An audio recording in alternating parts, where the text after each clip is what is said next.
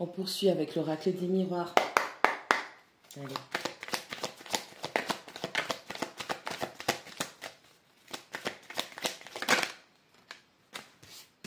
On parle de santé. On parle de la polarité masculine.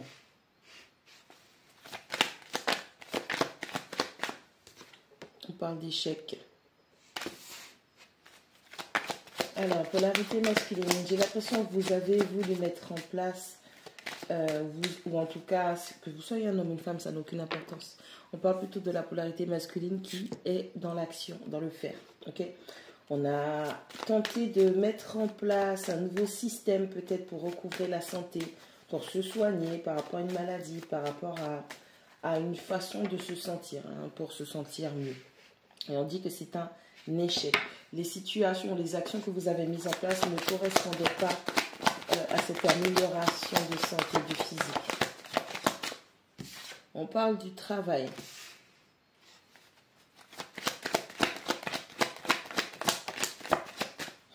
On a la joie qui tombe à l'envers.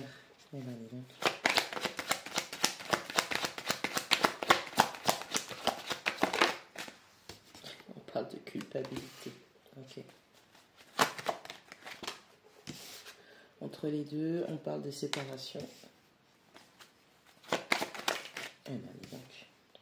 On parle de distance.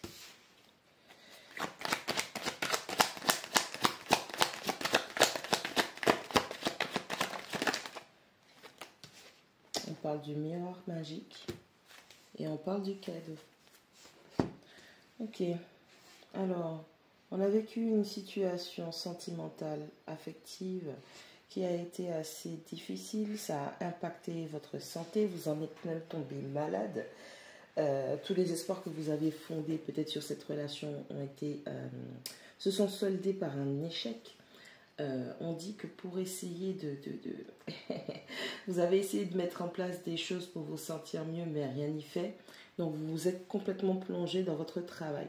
Oui, il y a une certaine forme de travail à faire sur vous. Bien évidemment, toujours, il y aura toujours une forme de travail à faire sur vous, sur qu'est-ce qui fait que vous ne vous sentiez pas bien. Allez, on a une personne qui a renoncé au bonheur et pour cela, elle se sent coupable. On a quelqu'un qui, peut-être aussi, par culpabilité de certaines choses dans sa vie, a renoncé au bonheur. On dit qu'il y a eu une séparation, mais pas vraiment. On est séparés, mais en même temps, on est là. C'est mitigé tout ça. On dit que c'est une relation à distance. Alors, cette fameuse séparation, ça peut être simplement lorsque vous n'êtes pas ensemble, physiquement. Peut-être pas la même ville, peut-être pas le même département, peut-être pas le même pays. En tout cas, on dit qu'il y a une forme de distance qui s'est installée entre vous. Mais on parle quand même de protection, ok ? Dans l'idée qu'il y a une personne qui a des choses à régler, parce que cette personne est dans le sabotage, quitte à refuser le bonheur. On a une personne qui doit apprendre à travailler sur son bien-être. On a une personne qui doit travailler son énergie masculine pour qu'il ou elle puisse mettre les choses en place, pour être dans l'action, dans les bonnes choses qui vont permettre de travailler, de guérir de cette culpabilité, chercher la cause, l'origine de cette culpabilité. On a quelqu'un qui doit apprendre aussi à travailler, à réduire la distance qu'il y a émotionnellement, romantiquement vis-à-vis d'une personne qui, au final, vous êtes séparés, mais vous n'êtes pas séparés. Puisqu'on a la carte de la séparation qui tombe vraiment en croisement. Donc, vous êtes séparés, vous n'habitez pas au même endroit. Peut-être même que vous vous êtes dit, de visu, que vous vous sépariez. Mais bizarrement, quand vous êtes ensemble, on n'a pas l'impression que vous êtes séparés. On a quelqu'un qui, en tout cas, il y a un des deux protagonistes qui est très, très mitigé. Peut-être quelqu'un qui envoie des signaux contradictoires. Je veux pas, mais je veux. Alors du coup, on a une personne qui, quand elle se sent submergée par ses émotions, elle prend de la distance et elle fuit le bonheur. Et elle est dans cette action de faire, de mettre en place cette distance.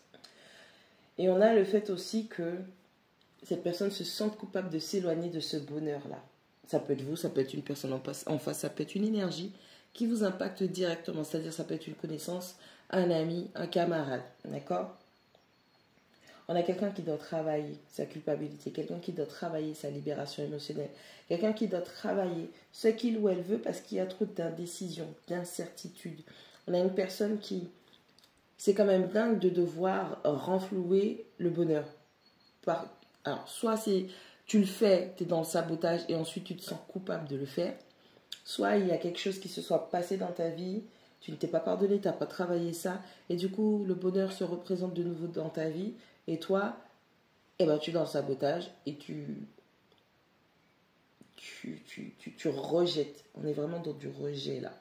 Tu rejettes ce bonheur là. Dans tous les cas, tu as un travail à faire pour pouvoir te sentir mieux, pour pouvoir aller mieux, pour travailler sur tes blessures, pour travailler sur tes guérisons. Pour pouvoir faire ce travail de guérison, on te demande d'écouter ton enfant intérieur et de voir ce dont il a besoin, il ou elle. Vous pouvez aussi être un homme d'un certain âge, et puis c'est votre polarité féminine qui est grandement impactée au niveau affectif, émotionnel, la disponibilité ou l'indisponibilité de votre maman. Ok. Donc vous avez un travail de reconnaissance de vous-même, des blessures, de l'impact de ces blessures dans votre vie, qui vous fait faire des choix qui sont malsains, qui sont basés sur la culpabilité. Il y a une notion du sacrifice, il y a une notion de l'isolement aussi. Il y a une notion de, ok, tu es pointé du doigt, mais en fait, il ne faut pas prendre les choses mal. Ce n'est pas toi qui es pointé du doigt. Ce serait plutôt le fait de ne pas prendre tes responsabilités qui serait pointé du doigt, ou ce serait les blessures. Mais toi, tu vois ça comme la honte. La honte de faire, la honte de ne pas faire, la honte d'être dans ce bonheur, la honte de ne pas être dans ce bonheur, la honte d'être dans ce partage, selon le type de partage. On a vraiment une personne à laquelle tu tiens, que tu sois encore un homme ou une femme, il y a une personne à laquelle tu tiens, mais tu es tellement dans la décision quant à cette séparation. Soit tu quittes et puis tu laisses la personne tranquille, soit tu restes et puis tu fais les choses bien. Mais tu peux pas avoir un pied dedans, un pied dehors. Tu gênes la circulation. Soit tu rentres dans la vie de cette personne, tu y restes et tu fais les choses correctement et concrètement. Soit tu t'en vas, mais tu laisses la place. Ok ? C'est pas parce que toi tu rejettes le bonheur que cette personne qui subit, on va dire, tes mauvais choix ou les conséquences de tes actes, cette personne a droit aussi au bonheur. Tu n'as pas le droit de choisir de priver quelqu'un de son bonheur. Et puis on a une forme de cadeau qui arrive. Une aide de l'univers, une façon de vous tendre la main pour que vous puissiez recevoir ce que vous méritez.